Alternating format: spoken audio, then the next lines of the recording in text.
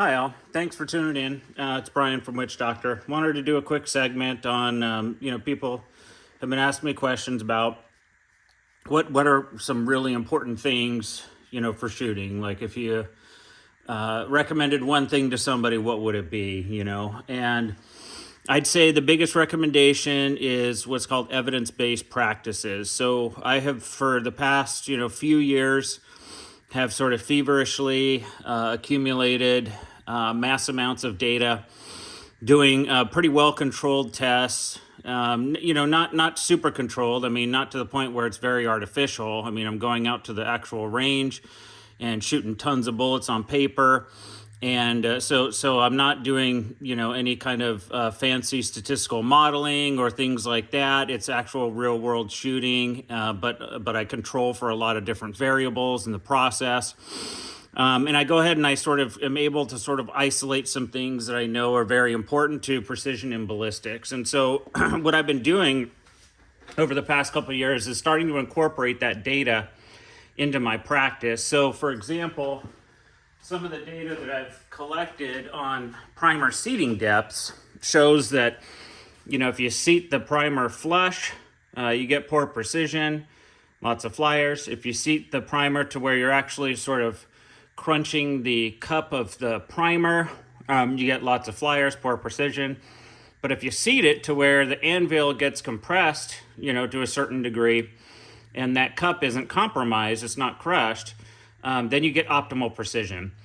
And so I've been focusing a lot on that data point and using that evidence to inform my practice. And the way that it's informed my practice now is I use tools that are not rim thickness dependent to seat my primers so that I get consistent anvil compression and consistent ignition. So that's just one out of several different evidence-based practices that I have taken to actually, get down to winning matches like the match that I just won, the Sniper King.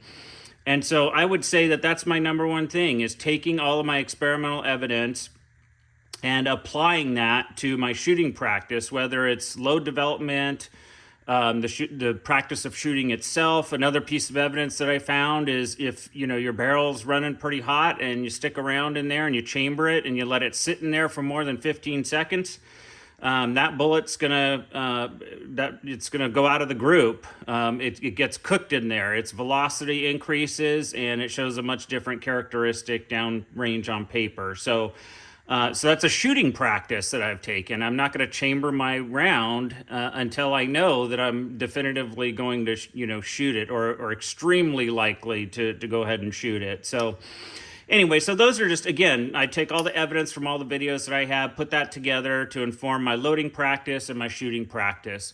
I'd say that's number one. And if you look on my YouTube page, you're going to see several videos. I'm probably into triple digits at this point, of published tests where, I've collected enough samples, I shot enough rounds downrange, measured enough targets to where I had the statistical power to go ahead and run statistical analyses on the data.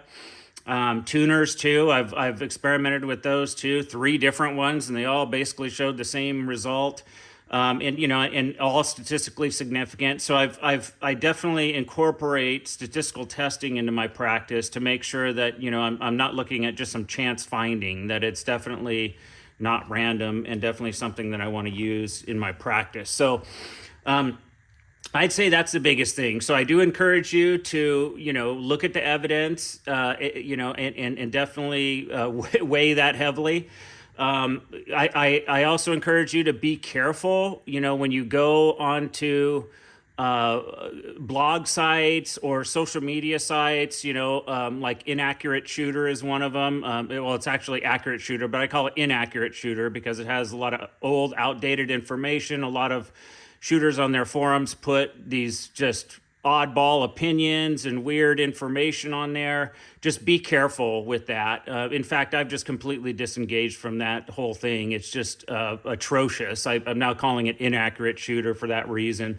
So I would definitely recommend, stay away from that stuff. You're going to get misled. There's going to be people on there that frankly don't know what they're doing.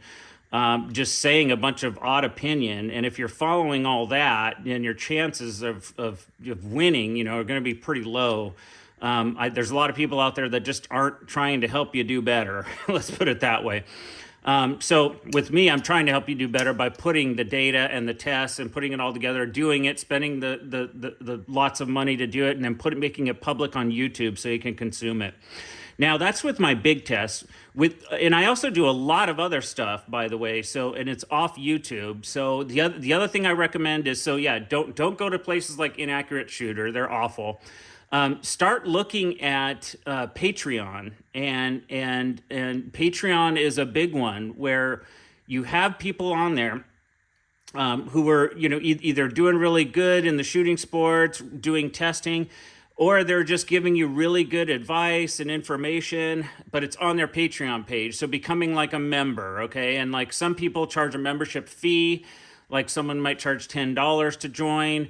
Mine is just whatever money you want to put in, and you're in. And I do tons more videos on that than I do on YouTube. So basically, like on Patreon, I definitely post almost a video a day on different topics, and I try to keep some flow there with my community there. And I have a great community. People interact appropriately. Again, it's not like Inaccurate Shooter forums where people are just inappropriate all the time and saying weirdo, bizarre stuff.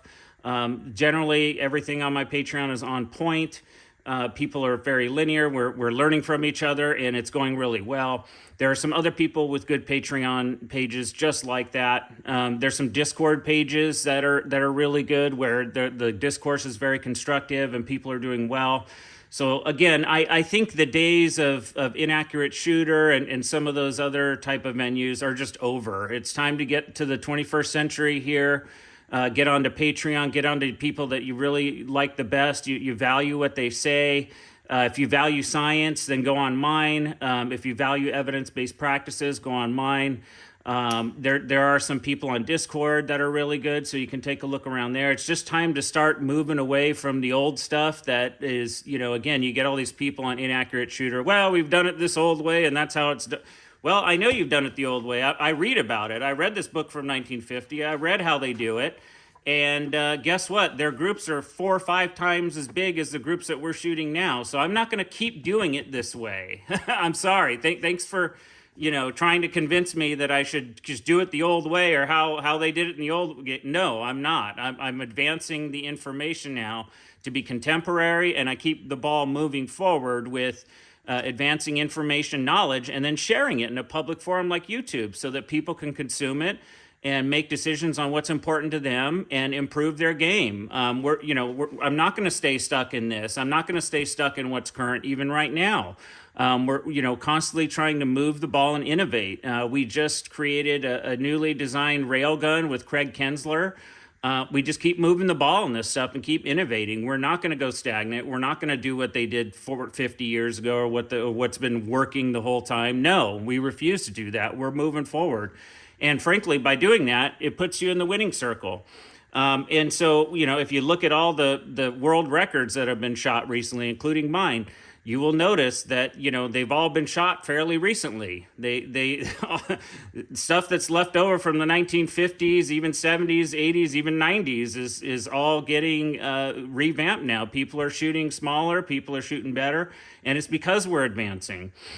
So anyway, there you go. Just want to put in that plug there. What's the most important to me? Evidence-based practice. And so I use that principle, and everything sort of flows from that. So if I'm, on a forum or something, and someone puts a comment, well, hey, we did it this way for 30 years. What about this and that and da-da-da? It's like, well, thank you for that. That's valuable information. I know how you've done it, but we're moving forward, and evidence-based practices are just going to keep advancing and getting better and better. And so that when someone writes the book about 2020, they'll laugh at us and say, boy, our groups are 10 times smaller than theirs because we have advanced. We've advanced. And so I want to be part of that movement, and hopefully you do too.